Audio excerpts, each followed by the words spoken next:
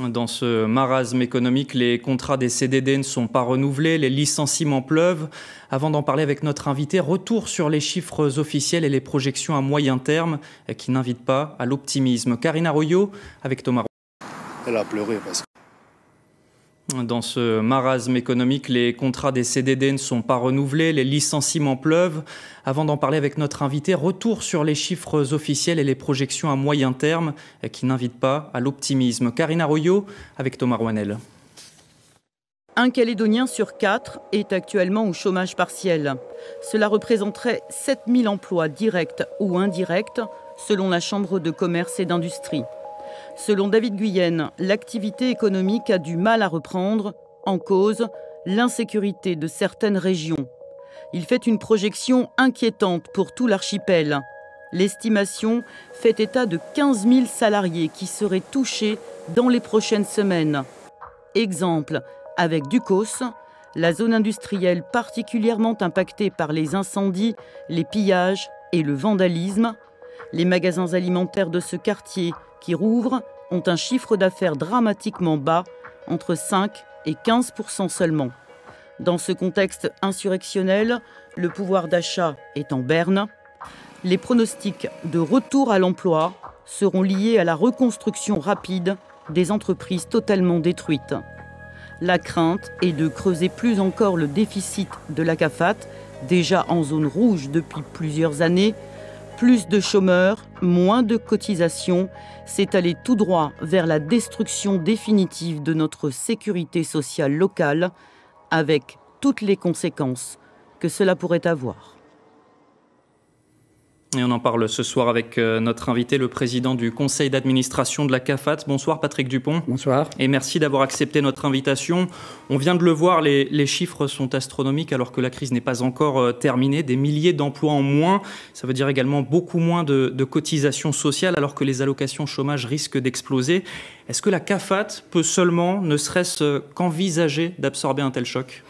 Alors, vous l'avez dit, hein, les chiffres sont astronomiques et malheureusement, ils sont encore provisoires parce qu'on est dans une situation qui n'a pas beaucoup bougé, où effectivement, il y a un peu plus de sécurité dans certains quartiers, mais pas dans d'autres, et où les salariés ont du mal à bouger. Et donc, pour l'instant, les chiffres qui sont cités, c'est-à-dire de 7 000 emplois vraiment détruits et de 15 000 emplois qui pourraient être perdus d'ici quelques mois, sont encore provisoires. Si les barrages ne sont pas levés, si les barrages continuent, on aura encore plus de chômeurs et on va dépasser le ratio dont parlait Karine Arroyo, qui est de 1 salarié sur 4 au chômage. Et c'est quelque chose qui est extraordinairement difficile à supporter pour la Nouvelle-Calédonie, c'est ce qui a été dit.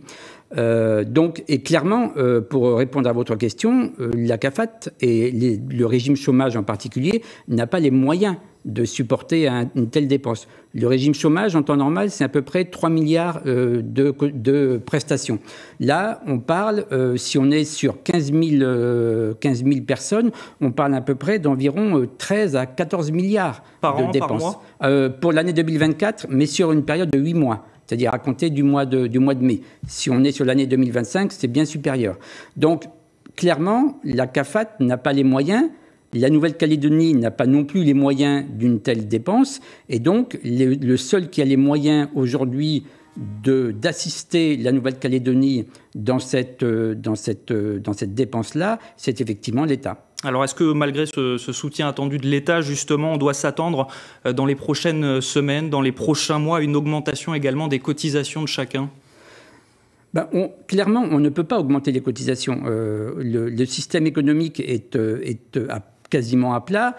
Vous imaginez qu'on ne peut pas, dans ces conditions, augmenter les cotisations, ni ceux des entreprises, ni ceux des salariés.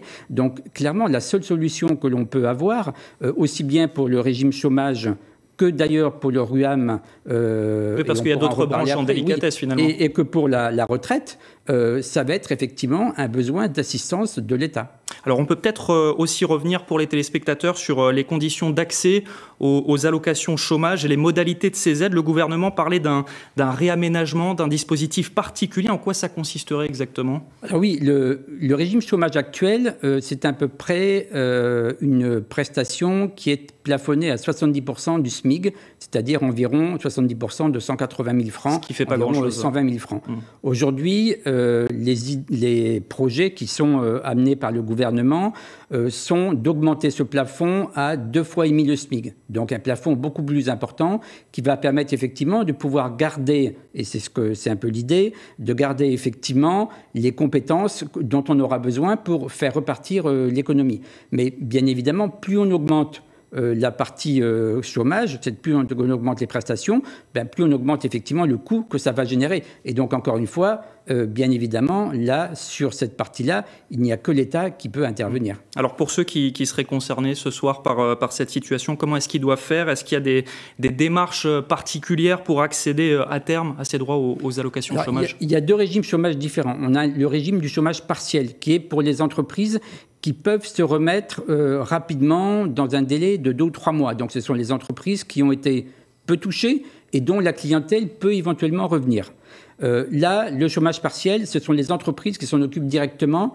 Les salariés n'ont rien à faire de ce côté-là. Si on est dans du chômage total, ça veut dire qu'il n'y a plus de relation entre l'entreprise et le salarié. Dans ce cas-là, effectivement, l'entreprise devra faire la démarche auprès de la CAFAT, mais on essaye, nous, au niveau de la CAFAT, de faire en sorte d'être proactif, de pouvoir avoir de la part des entreprises la liste des salariés qui auront été licenciés, effectivement, ou qui auront perdu leur travail, qui auront eu une interruption de leur contrat de travail, puisque ce n'est pas forcément un licenciement économique, ça peut être une simple interruption du contrat de travail du fait que l'entreprise n'existe plus physiquement. Et donc, on va essayer d'être proactif et sur la base des informations que vont nous donner les entreprises. Que vous commencez à avoir ces informations ? Non, pas encore, mais on pense, à mon avis, les avoir assez rapidement d'ici la semaine prochaine, voire la semaine suivante. Et on va essayer d'être proactif et de contacter les personnes. Ceci étant, ça ne peut se faire qu'à partir du moment où on aura les nouveaux textes, c'est-à-dire qu'on aura effectivement le feu vert de l'État pour le financement et que ces textes auront été votés à la fois au gouvernement et au Congrès à travers la commission permanente. Donc il y a encore tout un travail de négociation et un travail législatif à faire et on espère que ce travail va être fait rapidement. Vous parlez beaucoup d'un soutien de l'État, vous vous attendez à un financement à 100%? Les négociations sont en cours au niveau de la Nouvelle-Calédonie et de l'État, mais on connaît tous effectivement les difficultés financières de la Nouvelle-Calédonie. Donc bien évidemment, l'aide de l'État, s'il n'est pas à 100%, l'aide de l'État sera très très majoritaire. Patrick Dupont, un mot également rapidement sur les Evasans. Il y a eu un vol groupé ce week-end. Une vingtaine de patients calédoniens ont pu rejoindre l'Australie. D'autres qui étaient bloqués sur place ont pu regagner le Caillou. Est-ce que vous avez de la visibilité sur le ou les prochains vols qui seront organisés ? Écoutez, jusqu'à présent, on n'avait pas beaucoup de visibilité puisque c'était du cas par cas avec des discussions avec la Nouvelle-Calédonie et avec l'État. Et bien sûr la compagnie Air Calin qui a été d'un très fort soutien là-dessus. Avec la reprise des vols, notamment sur Sydney, on peut espérer peut-être un peu plus de souplesse dans les allers-retours des évasants. Par contre, on est effectivement assez préoccupé sur les évasants vers la métropole qui, pour l'instant, sont toujours bloqués.